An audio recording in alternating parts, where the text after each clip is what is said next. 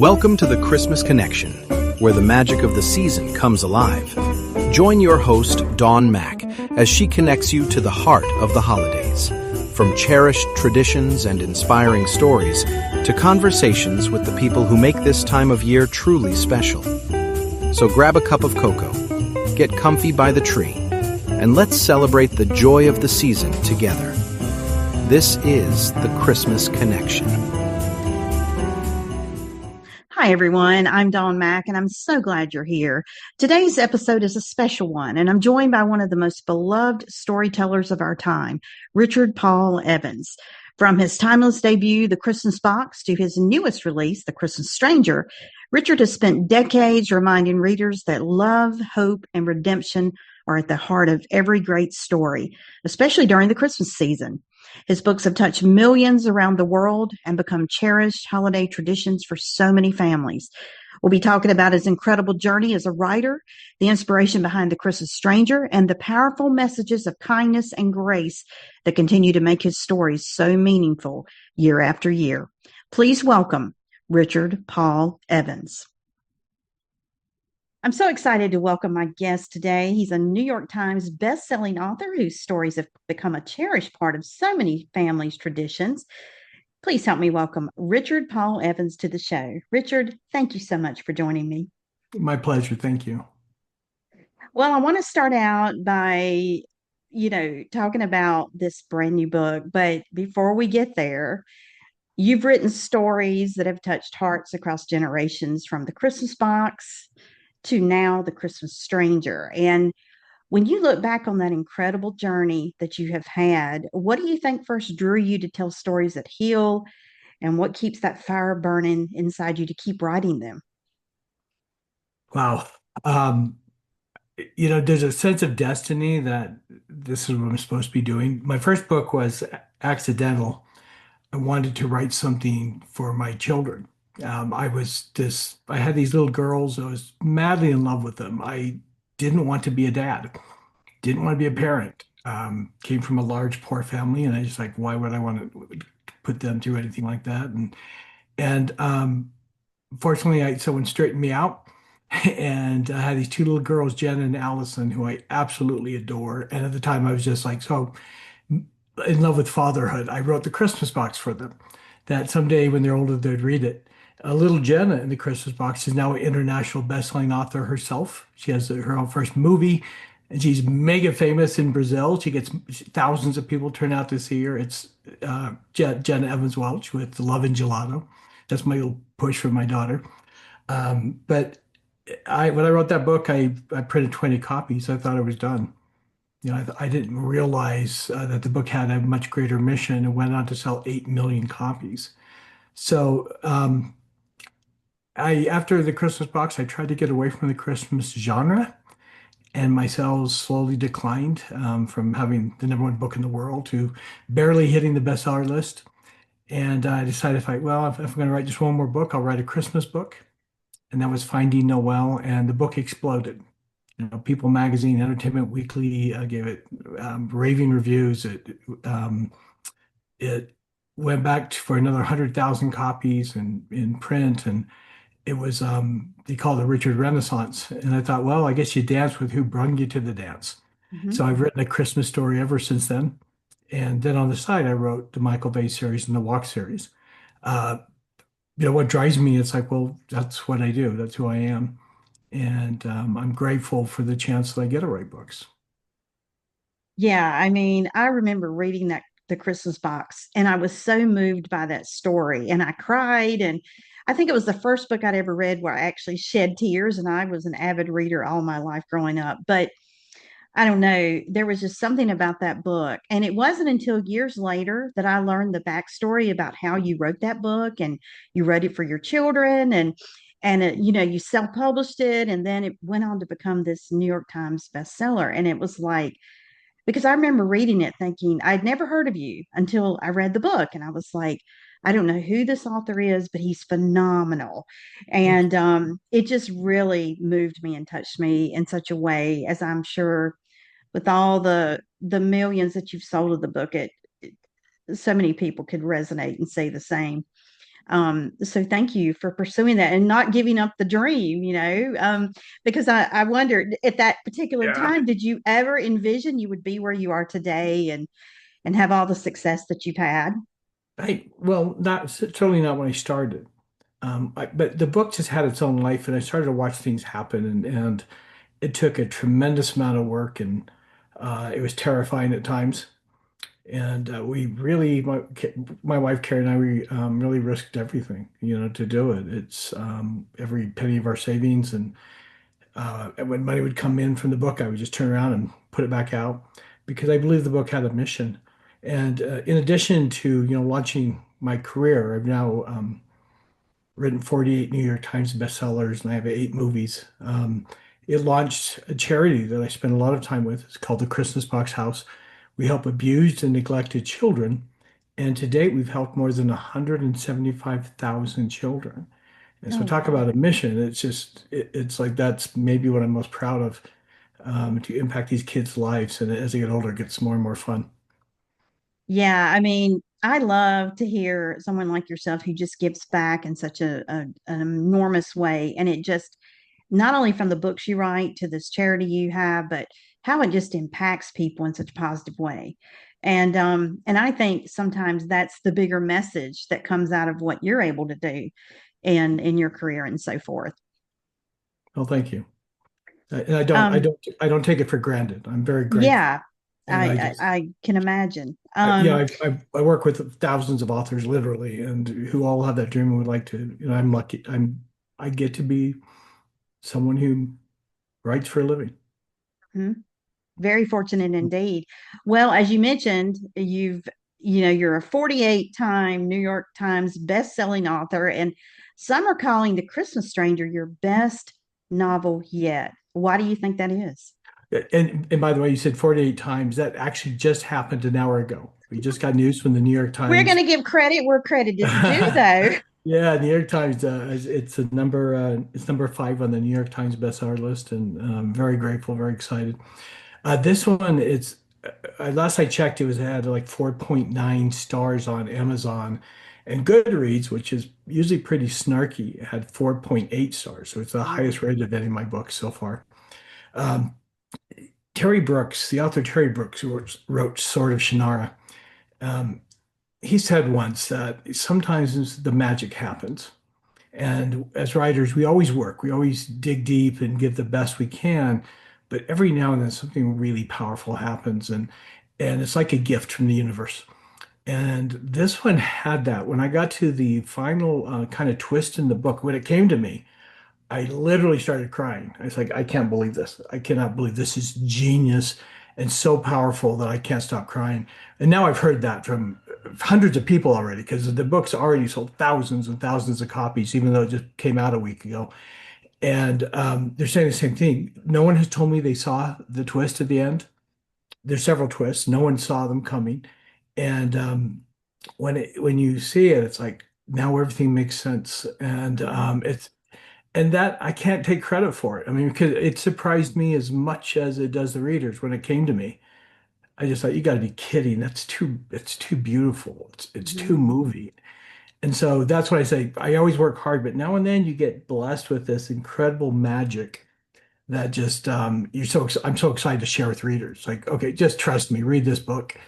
I've had if you read the reviews, what some have said it's my best book. Some have said it's the best book they've read this year, and one wrote it's the best book she's ever read in her life. And it's like, wow, the way the book is impacting people, and I believe will save lives because Wow. it deals with some really powerful issues about why we live and why we don't just take our lives.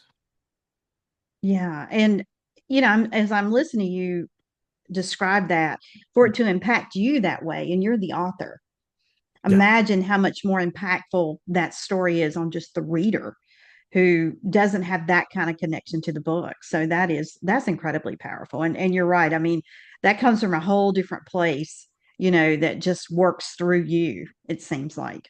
Yeah, it feels it's like a gift, a spiritual gift. And so, and you've heard it, said this, no tears in the author, no tears in the reader. Hmm.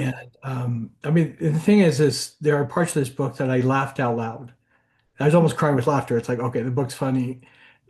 This book to me, it's very rich. I mean, I think it's part romance, it's part inspiration, it's part mystery. And what a great combination. And so I hear over and over again, you owe me sleep. I was up all night reading it. And that's what I look for. If someone can't put the book down, then that's a good thing. That's always good. And when you can have different elements in that way in the book, all in one book, one story, I think it just makes for such a much more fascinating read altogether because you never know what's going to be around the corner. And it's just a great story built in as well. And I think that's the beauty of writing. You can take something, by the way, in terms of writing, it just kind of came to me, but how do you get your inspiration? Because I mean, you've written so many novels that have just exploded in success. And where do you get your ideas for your books and to be able to keep putting out these bestsellers? Well, and I really owe a lot to my very loyal readers. I mean, we're a tribe and I adore them. I had a book banned, and four of my readers were pulled out of bookstores by police. They're very loyal, they're Wow. hardcore, and I absolutely adore them. And they keep me writing. Also keep me writing my best. They deserve the best. Um, I don't know where books come from. Stephen King said that he doesn't make up books; he discovers them. He feels like he feels like an explorer. What is it? Someone who's like dusting the dust off bones of dinosaur bones. Like he discovered this skeleton that was already here. And the reporter from the New York Times said, "I don't believe you." And he said, "That's okay, as long as you believe that I believe this." And when I read that, I thought, that's exactly right. If I start going off course, it's like, nope, wrong story. And it feels like the stories already exist. So I just go along for the ride. Christmas Stranger, I wasn't sure how it ended. And boy, when I got near the end, it's like, oh my gosh, this is such a good book. And I'm so grateful for it. But I've had them come. I had a book called A Christmas Memory. And also, many of your listeners probably have seen The Noel Diary. It was the number one movie in the world on Netflix, starring Justin Mm, Hartley yeah. and a very big director, Charles Shire. And that was partially based on my childhood. And I remember after the red carpet event, Charles Shire said to me, he goes, Richard, I didn't know this was part of your life. And I said, yeah, some things are drawn from your life. Sometimes they just happen. In the case of this book, I was really struggling at the time with depression. And I didn't realize I was taking a medication that actually was making me suicidal. I didn't Oh, realize it was a very dangerous, and I was struggling really hard trying to keep alive. It sounds weird, but as soon as I went off the medication, within 12 hours, never came back. It was totally fine. wow. Uh, but it was late at night. I took my little dog for a walk at midnight, and I'm just standing out there, and all of a sudden, I just broke down, sobbing. I just couldn't stop. It's like I am filled with such incredible grief and sadness, and I don't know why. It's like my life is fine. People who haven't been through it and don't understand that, they want to say, well, just, get over it. Or it's like, well, what happened in your life? No, nothing happened. It's a mental illness. It's like telling someone with pneumonia to just get over it. Hmm. It's like, no, it's a very real thing. It And as is. I sat there, just sitting in the room crying and thinking, I don't know if I'm going to be alive at the end of this year. Um, Suddenly the story came. And it came so clearly. And I don't know why I needed to be broken open like that. Um, I went home and I wrote 5 chapters, clean, just clean chapters. It was like I was watching a movie. So, they come in different ways. And I've had so many powerful experiences. I would never be so arrogant to say that they come all from me. I've been blessed with these stories and, 48 New York Times bestsellers. That doesn't just happen, so I'm just very, very grateful. Yeah, I mean, and so thank you for sharing that, by the way. And I'm glad you made it through it. I had a family member that was put on very similar situation, was put on some medication, and it caused him to almost do the same, and came off the medication, and then they realized he was prescribed, the wrong medication, and it nearly cost him his life. And so, but out of that, good came, so to speak, in your case, and that you wrote this incredible book that was based on personal experience, which was, I think, probably made for a remarkable story because you've lived it in a way, that you were able to convey that in a story to your readers. And so I don't know, when it's organic like that, there's there's just such a genuineness about it that is not faked. It's and people can identify with that and they can feel that. I think when you read a book like that. Yeah, I think so too. When I mentor authors, what I always tell them is, you got to, you've got to be authentic. You've got to be true to yourself. And if you're trying to write a bestseller, you'll never do it Yeah. because I don't know how to write a bestseller. And after the Christmas box, they paid me millions of dollars to write another bestseller. And I soon realized I have no idea how to write a bestseller. I only Hmm. know how to write something that matters to me. Yeah. And so I accepted failure and just wrote something that was very small, not trying to get big, but actually trying to get small, focus on things that touched my heart and were important to me. And it turns out that that's exactly what the world's looking for. Hmm. I say in the Walk series, it's better to be loved by one person who knows your heart than a million people who don't even know your phone number. Right. It's like if you don't know their phone number, you certainly don't know their heart. You don't know what they need or Mm-mm. what they're thinking. And so I soon learned to it's like just write and trust that people are more similar than you think they are. Hmm. That's true. And I really believe that anytime you can read a novel that you feel personally seen or you feel some attachment to because it resonates with you so deeply, it's going to stay with you long after you've closed the book and read the last page. Yes.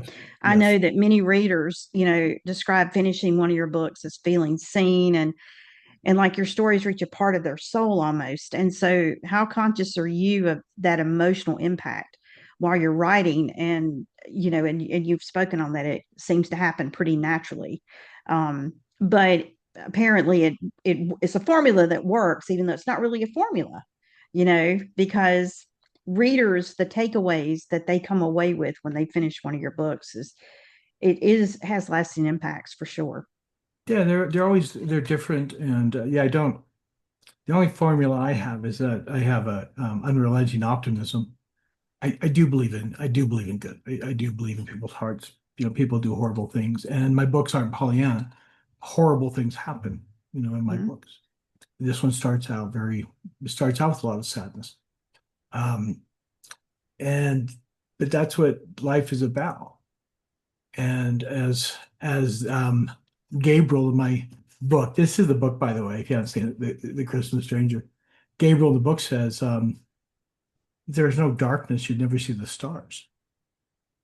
Oh my, that's Yeah. powerful. He goes, why is it? He goes, why? Yeah, it's like, why do we have to suffer? It's like you're missing the point. That is why we're here. Mhm. It's like you're here to learn, and you're here to learn and grow. This is one That's right. step, and he's pointing out this is one step of many. Hmm. You know, That's you're, true. And you're if we ever stop learning, we stop growing. You know, exactly. Yeah, and we weren't here to have a good time. That's not really what life is about. that's so true. That's Yeah, so true. If we were, we would never face challenges. We would never have anything bad happen in our lives that where it forces us to grow, and to change if necessary. Um, Now, are you going to be going on a national book tour with this book? a little bit. Yeah, it's kind of cool because my wife and I always said that we have 5 children, and as of last year, we're empty nesters. And we Oh, always said wow. someday the day would come that we would go on book tour together. And when they're gone, well, that happened. Well, unfortunately, they don't do book tours very much anymore. Hmm. After COVID and the expense of it, it's like, wow, for the cost of a book tour, I can get tens of millions of views on social media. Right. And so it's changed. But I wanted her to see the people I love, these people who have supported for me for all these years. So we're actually going to 5 cities. We're going to Cincinnati, Ohio, Dayton, Ohio, Fort Wayne, Indiana, Carmel, Indiana. Um, I guess it's 6. And then we're going to Milwaukee and then Madison, Wisconsin, where my daughter is doing her residency and have Oh, Thanksgiving with her. that's So great. Yeah. I mean, and I love how you're able to make it like a family event. You're going to stop off and see your daughter and, and just really make it a meaningful time for all of you, as well as the fans who will be able to see you out the tour as well. Now, you mentioned that the Noel Diary, was on Netflix a couple years ago. Are there any plans to make this book into a Netflix film? I have a lot of film interests. In fact, I'm working on three movies right now. Oh, wow. Uh, well, Noel Diary was huge. Up to that point, my movies had been successful on Hallmark, and The Christmas Box was the number one rated movie of the year when it came out in America. But wow, Netflix was number one in the world over all streaming services, not just Netflix, over HBO and Amazon and everyone. It was massive. And so when you have something like that happen, then people all of a sudden notice. So I have some producers going through all of my work, saying what can we produce now. And I've also been working with two very successful screenwriters, and it's been fun. We meet every Monday and online like this, and we're creating another movie. So exciting stuff is going on. I didn't think at this time in my career, I thought it was kind of winding up. I've been doing this for 30 years, and it's not happening that way. It's like things are going well. And the movie stuff is much more active than it's ever been. And I think, society, when you look at COVID and you look at how people have, it's just changed the way people look at life and look at things. And there is such a strong desire, I think, from the public now who go and see movies. They want to see movies that make you feel good when you leave, that give you hope. And I mean, we're in a time right now where, the world needs more of it more than ever. And so in times when the world feels really divided and uncertain, how do you personally refill your own well of hope to keep writing uplifting stories? Well, and that's a really good point because every book's a journey and an experience. Hmm. I feel like I live the story with the characters. And so this book is more spiritual than most of mine. And the only book I can compare it to is my first book, The Christmas Box. And it deals with, are there angels? Do people interact in our lives? Um, Short story, my nephew, when he was 4 years old, I think of a 4 year old, they're pretty darn young. My in-laws were camping and he wandered off into the wilderness. He was lost. And when they noticed he was gone, they of course freaked out and they ran around screaming his name and nothing. They couldn't find him. And they got the Rangers and rescue people teams came out looking for him and looking for him. And it's starting to get dark and they're terrified. A 4 year old boy wandering through the mountains. And and then they found him just as it was getting dark. They found him sitting on a tree stump, just sitting there. And he was just calm. And he said, "Aren't you, David, aren't you afraid?" He goes, "No." I said, "Why aren't you afraid?" And he said, "Well, the nice man held my hand." Oh, What man? He goes, "He had a white robe and a white beard. He was all white and he held my hand. And then he told me to sit here and you would be here in a few minutes." oh my goodness. And it's like, no, 4 year old doesn't make that up. Hmm. And especially in that kind of Okay. situation. And they find him sitting there and it's like, okay, so who was with him? Hmm. That's right. And the fact So he had such overwhelming peace, you would think a child that small being lost would be just panicked that, oh, where's mommy, absolutely. where's daddy? And the fact that when you found it or when he was found, he was just as calm as he could be and at Yeah, peace. yeah, absolutely. So, and my book actually starts with a true story. And it's about another writer friend of mine and his experience. And his happened at the top of a mountain, and it's pretty cool. The book starts with that, and it sets up my book. It's like this is that kind of story, and you Hmm. decide if it's true or not. You decide if this happens or not. And so I put it back on the reader. It's up to you if you believe in this. And I So love that because you're not forcing anything through your story on the readers. You're letting them choose for themselves, decide for themselves. But that's really kind of the beauty of spirituality because we're all given that gift of free will to choose and to decide for ourselves. And I think that's one of the biggest reasons why your works are so powerful and they impact people in such a way. Because people at the end of the day, we all want to have hope, we all want to have faith, and we all want to believe. And that a higher power exists and that there's a lot more at play than just ourselves.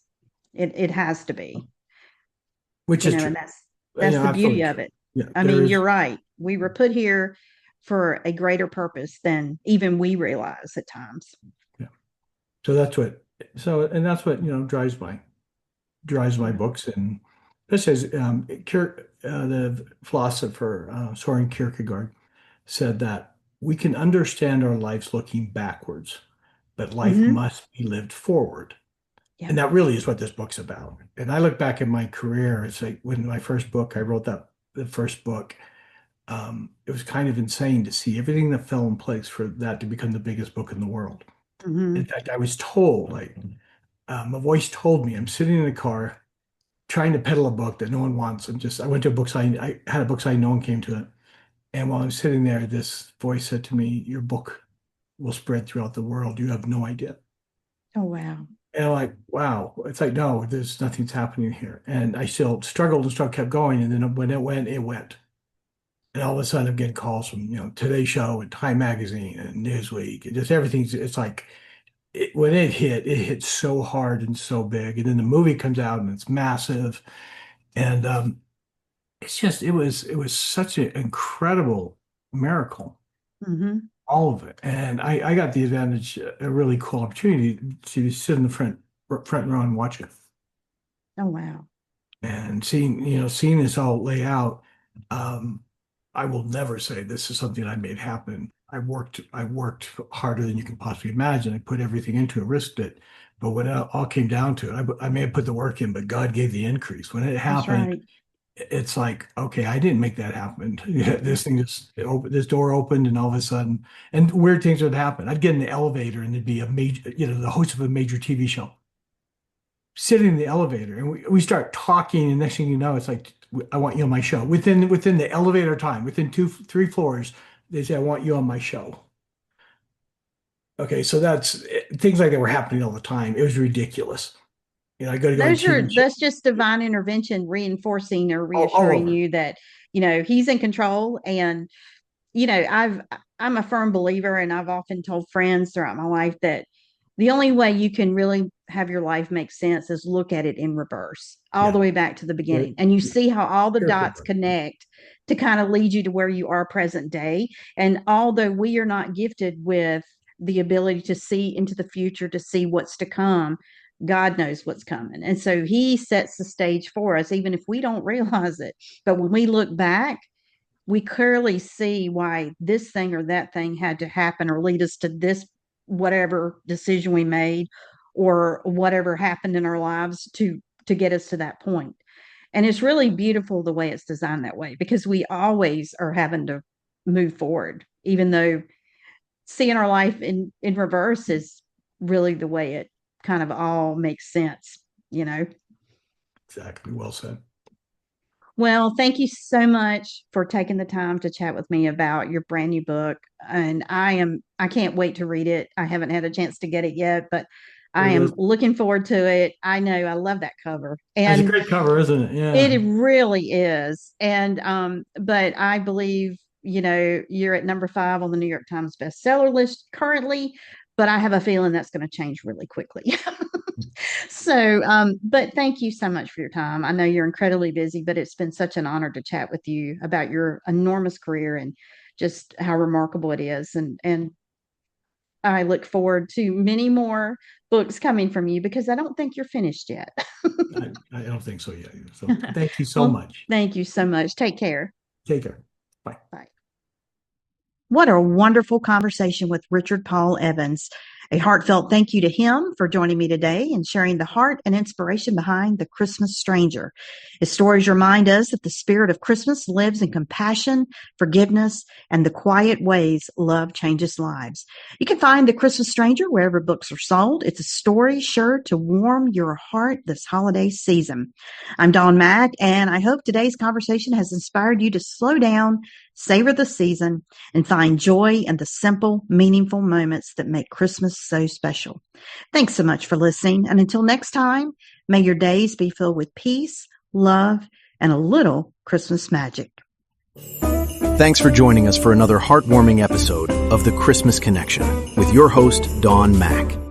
Stay connected with us all season long at ChristmasConnects.com. Follow us on social media, on Facebook at The Christmas Connection, on Instagram, Threads, and TikTok at Christmas Connection Podcast, on Blue Sky at Christmas Connects, and on X at TCC_XMASPOD. From our hearts to yours, thank you for letting us be part of your holiday season. Until next time, keep believing, keep sharing the joy, and keep that Christmas spirit shining bright.